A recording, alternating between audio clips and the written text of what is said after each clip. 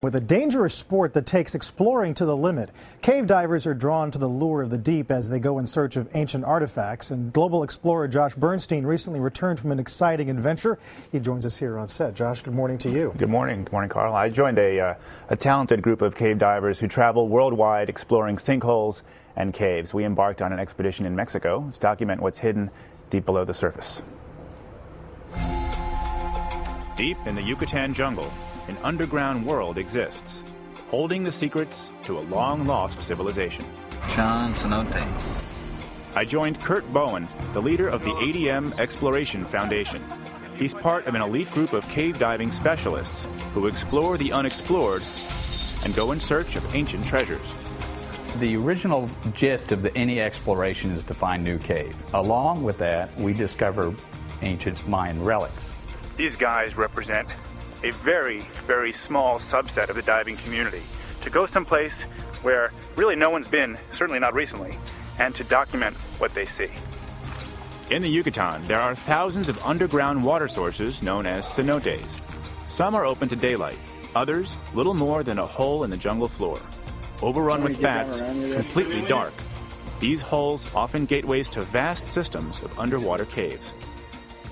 Our first site is this small town with a rich Maya history. Wells used for drinking water suggest a large cave lies below. The probability of finding something interesting like an archaeological site is better here than out in the jungle. Using a combination of diving, climbing, and caving equipment, we gear up and drop 70 feet into the murky waterline below. Once submerged, visibility at times is extremely limited. The environment unpredictable and dangerous. It's easy to become disoriented in a cave. If you come into a situation where panic pulls at the back of your neck and you panic, you die. After swimming through giant stalagmites, we make an ominous discovery. Human remains. Well-preserved skulls, perhaps Maya. The team surfaces and continues the quest for other discoveries. Most caves yield just mud and rock, but on rare occasions the explorers discover something truly spectacular. On my last day with the team, I witness it firsthand. Once again, we rappel down the rope into the unknown.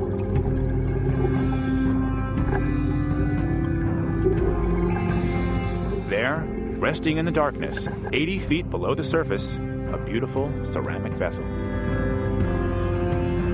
The pot is actually in perfect condition, which is rare for a cave environment where there can be stones and rocks that fall down and break things. Most likely used by the Maya during ceremonies, this ceramic pot is a rarity, astoundingly intact despite being approximately 1,800 years old. As a result of that discovery, the Mexican Antiquities Authority is now asking the ADM exploration team to help them explore caves throughout Mexico. Carl? That's fascinating. And since you came back, you've learned more about that vessel, right? Yeah, we've have learned quite a bit. We've sent it to different Mayanists and colleagues of mine as experts in the industry, and we know that first of all, the braided handle, what's called a stirrup handle, says immediately chocolate pot. That the Maya drank chocolate with almost every meal, and that's not unusual. What is unusual is the spout on the pot, which says this was probably belonged to someone of significant status, and the spout was both used for serving as well as for perhaps frothing the chocolate. Their chocolate was not like our chocolate today. It was a very dark honey mixture with maize in it, but it was important to the Maya. And you had to leave it at the bottom of the cave? Why is that? Yeah, we had to.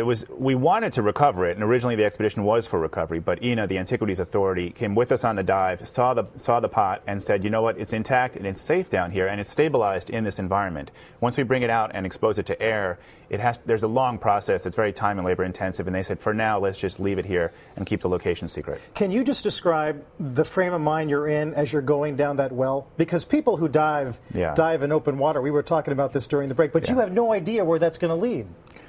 That's the fun. I mean, that's the appeal for cave divers, especially exploratory cave divers like Kurt and his team, where you don't know what's going to be there. You'll be the first person to go into this cave and survived for maybe 1,500, 2,000 years, and you're seeing things for the first time. So that's the appeal. It is obviously, it comes with risks. It is a very risky endeavor, and you should not, unless you have the proper training, go into caves.